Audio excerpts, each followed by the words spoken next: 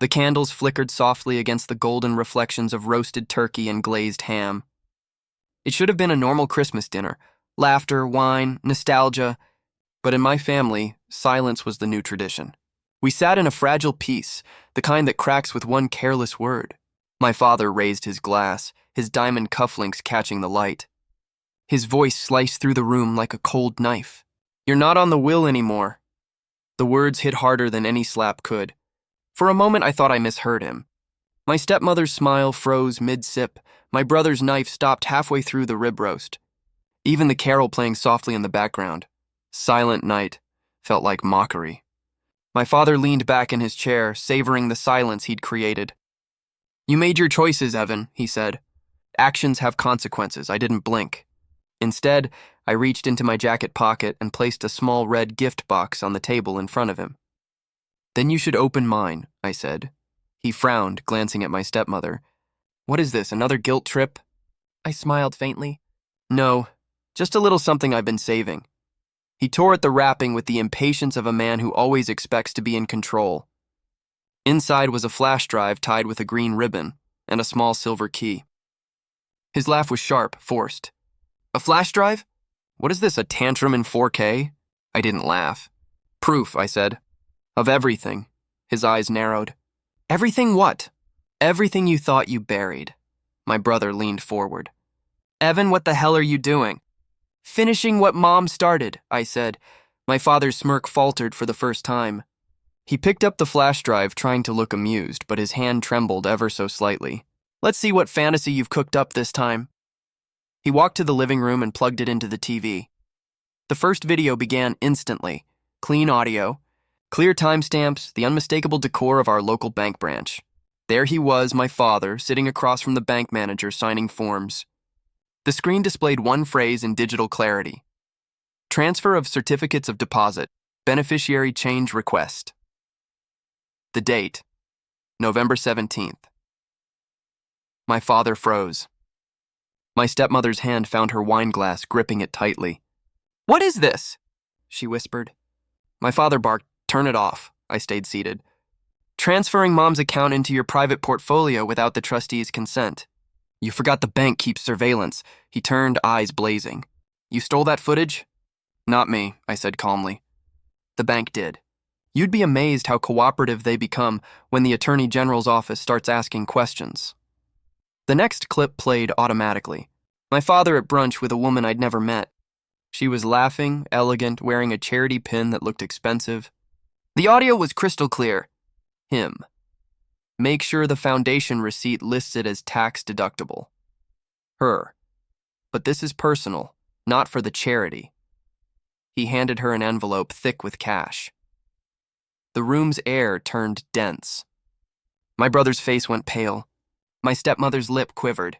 She whispered, "You told me the donations were legitimate." He glared at her. "Don't you start." I stood, sliding the second item, the silver key, toward him. "That's to Unit B17 at Lincoln Storage. You remember that place? It's where you hid Mom's original trust documents. The ones you said were lost in the move." He stared at the key like it was a loaded weapon. His jaw clenched. "You've been spying on me." "No," I said softly. "I've been protecting what's left of her." For a second, nobody breathed. The tension was thick enough to hear the old grandfather clock ticking in the corner. My father's face reddened. Veins pulsed along his temple. His eyes darted to the carving knife beside the ham. He gripped the table instead. "You think this little stunt changes anything?" he said, voice shaking. "The will's already filed." "You're out." "Maybe," I said. "But by midnight, you'll be answering to someone higher than you." My stepmother finally spoke, voice brittle. "Evan, please stop this before it goes too far." I turned to her. "Too far?" "He forged Mom's amendments. He stole from her estate. He lied to you, to us, to everyone." My father slammed his hand on the table. "That's enough." The wine glasses rattled. I leaned in, steady and deliberate. "Enjoy the present, Dad, because in a few hours the court will have it too." He opened his mouth, but before he could speak, my phone buzzed. Unknown number. The entire table watched as I answered. "Hello?" A calm female voice on the other end. "This is the Marion County Clerk's office. Mr. Hollis? Your emergency petition has been reviewed." My father's eyes widened. Petition? What petition? The clerk continued. The judge has granted your request. The temporary restraining order is effective immediately. For the first time in my life, I saw my father speechless. He mouthed the words without sound as if reality itself had betrayed him.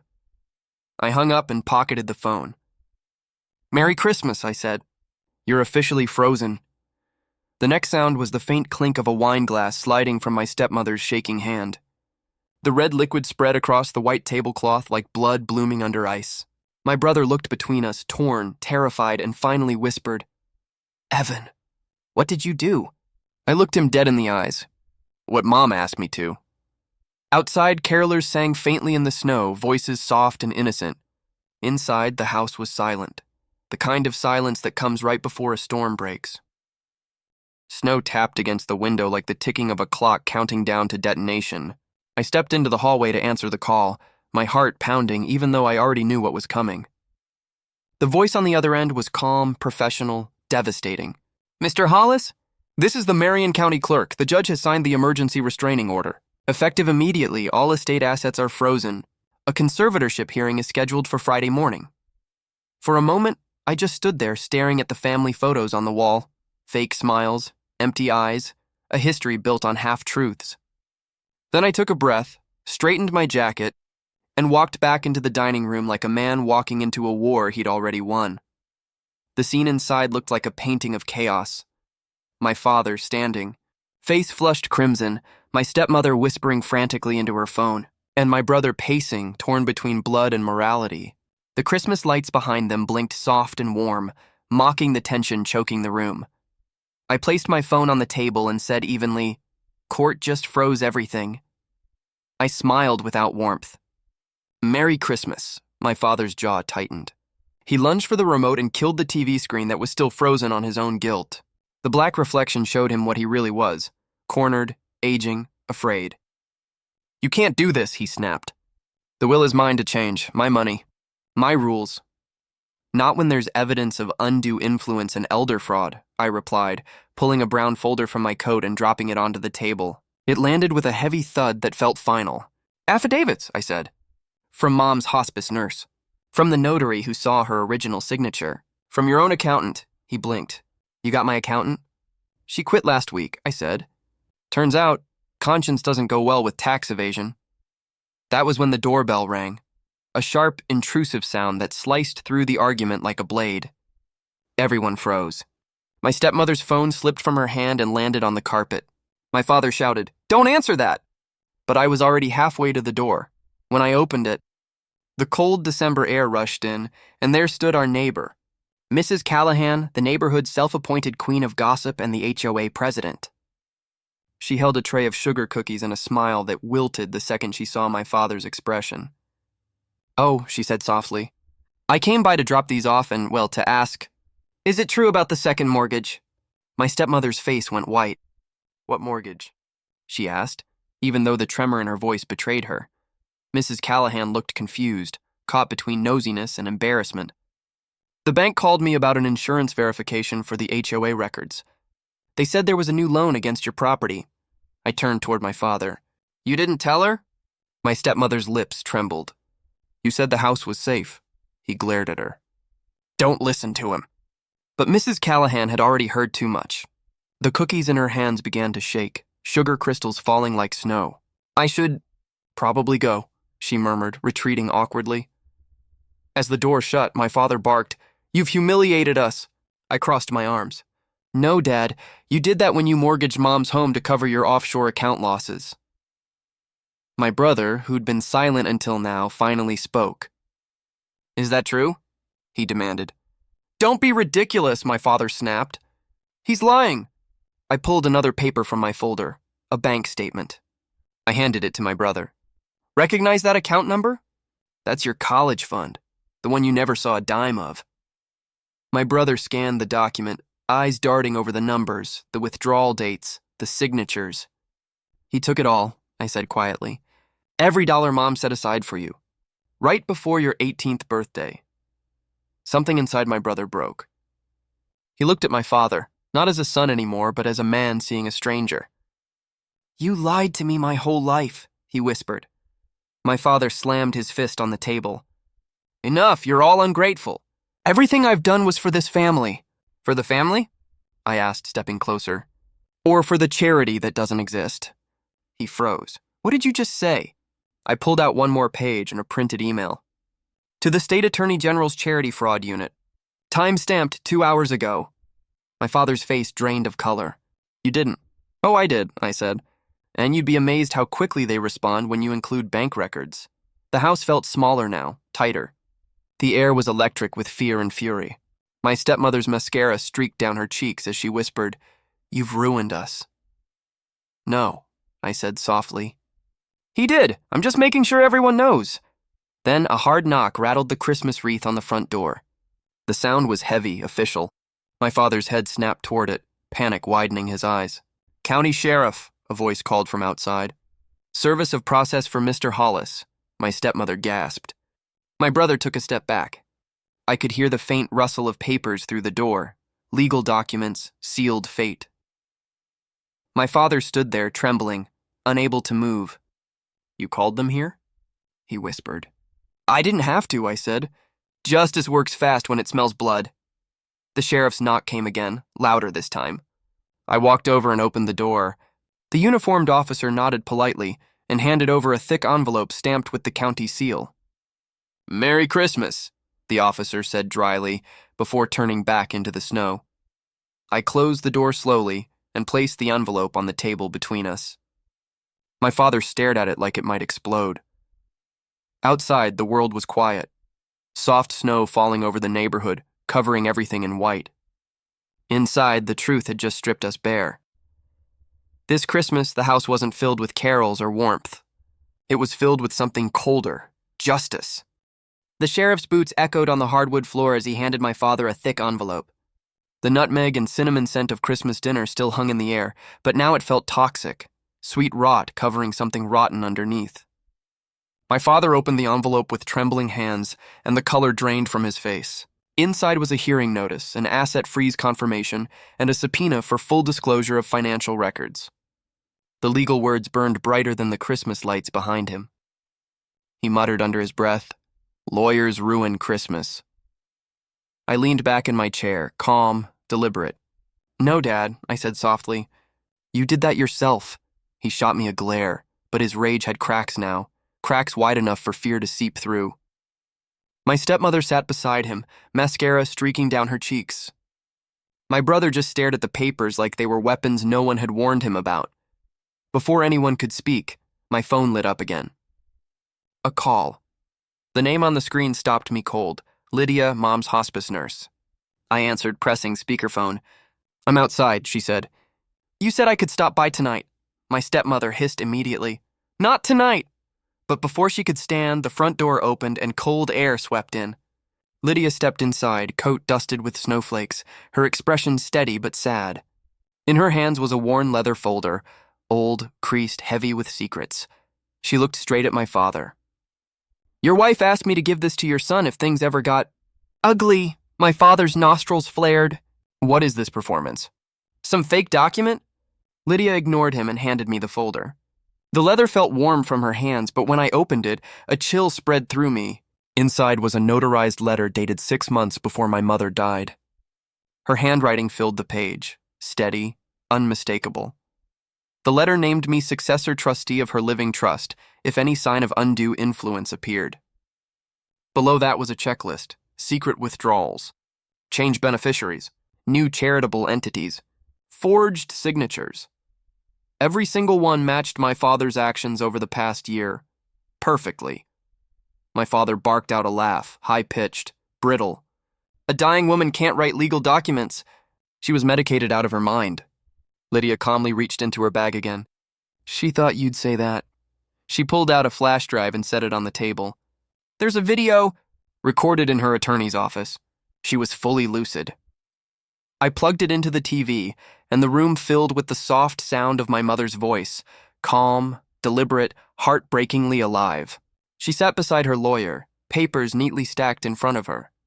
Hi, baby, she said to the camera, her eyes looking directly into mine. If you're watching this, it means your dad forgot his promise. My stepmother covered her mouth. My father turned pale. The video continued. My mother listing specific assets, naming accounts, and confirming in front of witnesses that she wanted me to protect them in case he ever tried to move money without consent. She ended with a small smile. "Merry Christmas, Evan. Always do the right thing, even when it hurts." The video ended, leaving a silence so heavy that even the house seemed to hold its breath. My father exploded. "This is manipulation. You planted this." Lydia stood firm. She recorded it with her attorney. "It's legally valid." Then came the twist within the twist. Lydia reached into her folder one last time and produced an old phone. "She asked me to save this voicemail for you." She hit play. My father's voice filled the room, unmistakable, arrogant. "Look, if the trust doesn't move, I'll move it myself. I'll just say she wanted it that way." The message was dated 3 weeks before she died. My brother's jaw dropped. He turned to Dad slowly. "So you lied to me too," he said. His voice trembled. "You told me she wanted the changes. You told me if I stayed quiet, I'd get the lake house." My stepmother spun toward him, eyes wide. "You knew?"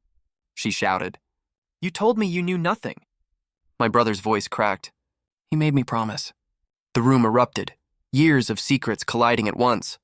My stepmother crying, my brother shouting, my father trying to control a narrative that was crumbling under him. Lydia just stood there, watching the family implode, her eyes sad but unsurprised. Through it all, the sheriff lingered near the doorway, awkward and professional, an unwilling witness to our downfall. When the shouting quieted, he cleared his throat. "There's one more thing, sir," he said, handing my father another document. "Notice for deposition. Tomorrow morning. You'll need to bring all bank statements and relevant records." My father took it silently, his hand trembling as he read. The paper looked small in his grip, like defeat itself had a weight. He finally looked up at me, not angry anymore, just tired. "You think this makes you righteous?" he said, voice low. "You think you're the hero here?" "No," I replied, my voice steady. "I just think Mom deserves peace. And maybe justice." Lydia gave me a quiet nod before leaving. Snowflakes swirled in through the open door as she stepped out, the cold air cleansing the suffocating heat of the house. As the door closed behind her, the sheriff followed, tipping his hat. "Good luck, folks," he muttered. "You're gonna need it." When he was gone, the silence returned, thick, electric. My father sat down slowly, the folder still open before him. He stared at my mother's handwriting like it was a ghost reaching from the grave. Then, just as I turned toward the stairs, my phone pinged again. A new email notification flashed on screen. Attorney General's office. Expedited review approved. Expect contact within 24 hours. I felt my stomach twist. The storm wasn't over. It was just beginning. Friday morning arrived like Judgment Day dressed in snow. The city was glazed in ice, every rooftop reflecting a cold, merciless light. I walked toward the courthouse with the same numb determination that soldiers must feel walking toward the front line, not brave, just past the point of turning back. My breath fogged in the air as I clutched the leather folder that had become my weapon. Inside it were the receipts of a man's deceit, my father's entire empire reduced to evidence. The courthouse lobby smelled of coffee and old paper. People shuffled through security lines, whispering about divorces, bankruptcies, evictions, 1,000 private wars disguised as paperwork. When my name was called, I stepped through the wooden double doors into the hearing room. The judge sat behind the bench, glasses low on her nose, face unreadable. She looked like someone who had seen 1,000 families destroy themselves before noon and still managed to go home for dinner. To her left sat my father, suit immaculate, rage polished into a professional smile. Beside him, his attorney, a man who looked like he'd sell his soul if the retainer was large enough. My stepmother sat 2 rows back, trembling in silence.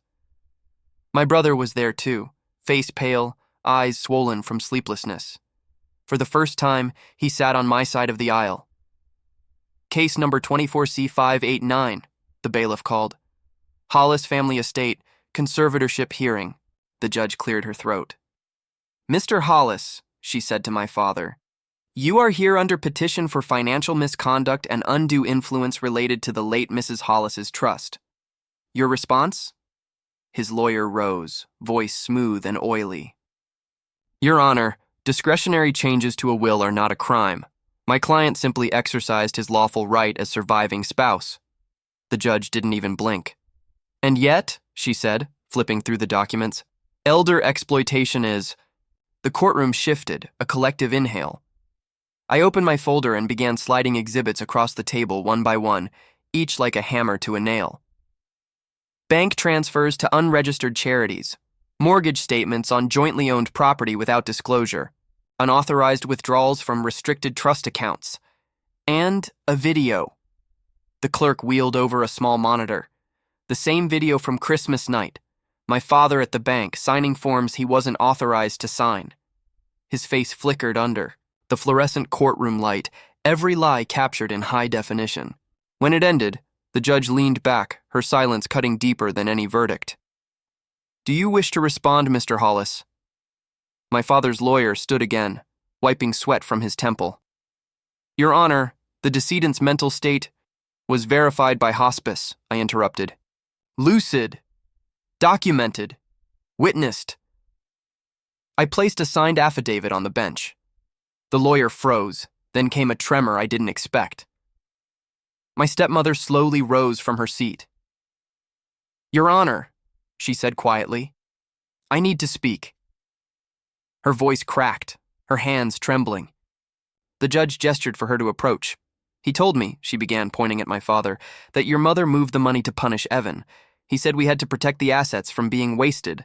I never saw any paperwork. He kept it all in a storage unit. I felt the air leave my lungs. Unit B-17, I whispered. I reached into my pocket and held up the key. Already secured, with a deputy present. The courtroom buzzed like a hornet's nest. My father's face went red, veins pulsing along his jaw. You betrayed me, he hissed at her. She shook her head, crying. No, you betrayed all of us. The judge raised her gavel. Order in the court. Her voice echoed like thunder. Given the presented evidence, this court finds sufficient cause to grant the temporary conservatorship to the petitioner, Mr. Evan Hollis. My father's lawyer started to object, but the judge continued, reading from the order. All estate-related accounts are frozen effective immediately. All parties are prohibited from transferring, selling, or altering any property under the late Mrs. Hollis's name. I didn't move, didn't smile. Justice doesn't feel like victory. It feels like exhaling after drowning. My father, however, leaned forward, his eyes dark and venomous. You think this ends here? He spat. I'll contest the trust. I'll drag you through court until you're broke. I pulled out one last envelope, the final card I'd saved for this exact moment. I slid it toward him. About that, I said softly. Mom's trust has a no-contest clause. Anyone who challenges it forfeits their share. He sneered. Empty threat, I already cut you out. Then why, I asked, did you forge Mom's signature on this amendment? His face went still. The lawyer's eyes widened. I placed a forensic report in front of the judge. The bold text read, Signature inconsistent. Document classified as forged. The judge studied the report for a long moment, then looked up. Her voice was ice. Forgery noted. That's a criminal matter, Mr. Hollis. The sound that escaped my father was not quite a word, part groan, part growl. His empire was collapsing, brick by forged brick. The judge began signing the papers. Each stroke of her pen sounded like a verdict, like thunder rolling across the room. Temporary conservatorship granted. Hearing for permanent order in 30 days. She turned to my father. You are hereby restrained from accessing, transferring, or destroying any financial or personal assets related to the estate. I thought it was over. I was wrong. Just as the gavel was about to fall, the door at the back of the courtroom burst open. A clerk hurried forward, whispering urgently in the judge's ear. The judge's eyes widened slightly. She set down her pen, glanced at me, then at my father. Mr. Hollis, she said slowly. It seems we have additional visitors requesting to observe this hearing. Who? My father demanded. The judge adjusted her glasses. The Internal Revenue Service and the Office of the Attorney General. The room went silent. My stepmother gasped. My father turned white as chalk. The judge leaned forward, voice measured but sharp as a blade. Apparently, they have questions about your charitable foundation and unreported assets. They'll be joining us for an interview today. My father's expression collapsed completely. Pride, fury, denial, all of it gone. Only fear remained. The gavel came down hard. Court adjourned until further notice. I gathered my papers slowly, watching him stare at the door where the agents were waiting. For the first time in my life, I didn't see a father or even an enemy, just a man cornered by his own lies. Outside, snow was falling again, soft and steady. Christmas lights twinkled in the distance. Justice had finally come to dinner. The conference room smelled of stale coffee and cold anxiety. Fluorescent lights buzzed overhead, harsh and white, washing every face in a colorless glow. My father sat at the end of the table, smaller than I'd ever seen him. The man who once commanded boardrooms, who could silence a room with a glance, now looked like a wax statue melting under the heat of his own lies. His suit was flawless, his tie knotted perfectly, but his hands shook when he tried to pour water into the glass. It trembled so hard the ice clinked like a countdown. Across from him sat two government officials, an IRS investigator and an assistant attorney general, flanked by a court reporter typing steadily. The judge presiding over the conservatorship hearing watched quietly, expression unreadable. Beside her, my attorney adjusted her glasses, ready for war. The AG opened a folder. "Mr. Hollis," she began, voice crisp, "we've reviewed your charitable foundation. We traced multiple payments from your late wife's trust accounts to the foundation, which, as it turns out, does not exist as a registered nonprofit." My father tried to smile. "It must be an oversight." "My assistant," the IRS agent interrupted. "We also traced those same funds into a shell corporation, one that paid your personal credit card bills, including charges for a Tesla, a wine subscription, and a Caribbean resort stay." My father swallowed hard. "That's a clerical mistake." The AG's eyes narrowed. "A very expensive one." Then the door opened again. The sound of heels against the tile echoed like a verdict. The bank manager from the surveillance footage stepped in, holding a folder and accompanied by her attorney. "Mr. Hollis," she said, her tone professional but icy, "we have additional evidence. Surveillance from the day you attempted to access your late wife's safe deposit box after your authority had been revoked." The entire room fell silent. She placed a printed inventory on the table, my mother's wedding ring, property titles, and 2 sealed envelopes. "Only one was removed that day," she said. "By you?" My father's face turned ghostly. I don't recall that." The IRS agent flipped a page on his clipboard. "We do. That envelope contained a signed trust restatement, the same one you never submitted for probate. Each accusation landed like a drumbeat. Unreported income. False charitable deductions. Forged trust amendment. Possible wire fraud." The words hit in waves, and my father's composure cracked under them. He rubbed his temples, muttering about miscommunication and family misunderstandings. I waited until the noise died down, then reached into my briefcase and placed a neatly tied blue ribbon document on the table. "That's the missing document," I said. "The restatement of the living trust." The judge raised an eyebrow. "You had it?" I nodded. "It was in the storage unit. Unit B17. My mother hid it beneath the box of family albums." The judge gestured for me to continue. "This version," I explained, "contains what she called the protector clause." The courtroom stilled. Even the court reporter slowed her typing. I read aloud. "If any fiduciary, including a spouse, exhibits behavior deemed fraudulent, coercive, or in bad faith, all beneficial interests shall automatically transfer to the appointed protector's beneficiary." The judge leaned forward. "And who is the designated protector?" I turned to the last page. "My grandmother, and upon her death, her chosen successor." I flipped to the notarized document. She appointed me, her grandson, Evan Hollis, as successor protector. The silence that followed was absolute. My father's mouth fell open. No words came out. His lawyer fumbled through the paperwork, scanning furiously, trying to find a loophole that didn't exist. "In other words," I continued quietly, "when you violated Mom's trust, every asset, her accounts, her properties, even the house, automatically transferred to me, legally, Irrevocably.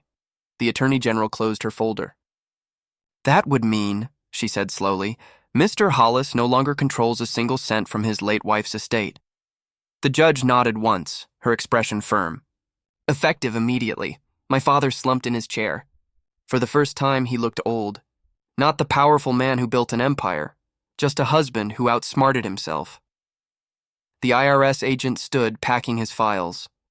Mr. Hollis, given the volume of evidence, we recommend a plea deal, full restitution, cooperation, and a permanent ban from managing charitable or estate funds, the AG added, and a civil penalty, substantial. My father's eyes met mine. There was no anger now, only something hollow. The look of a man who'd finally realized he'd lost not to someone smarter, but to someone more patient. You planned this, he whispered. I shook my head. Mom did. I just delivered her present.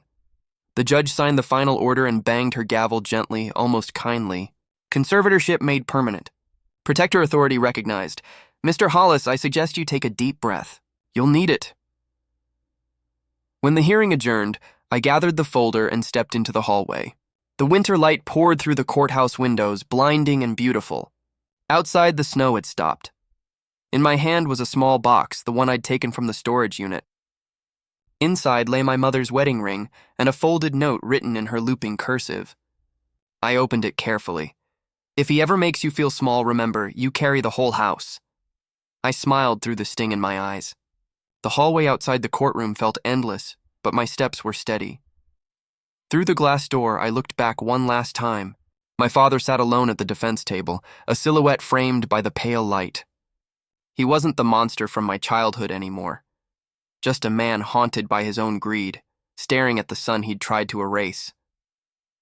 I turned away, stepping into the cold December air. Christmas lights twinkled along the courthouse gate, colors reflecting off the wet pavement. Somewhere in the distance, a church choir sang faintly, "Silent night again," but this time it felt different, because the silence wasn't guilt anymore. It was peace. I tightened my grip on the box, whispering, "Merry Christmas, Mom." And as I walked down the quiet, snow-dusted street, I knew one truth would echo longer than any verdict. She had built her final defense not out of money, but out of love. And love, it turned out, was the last gift.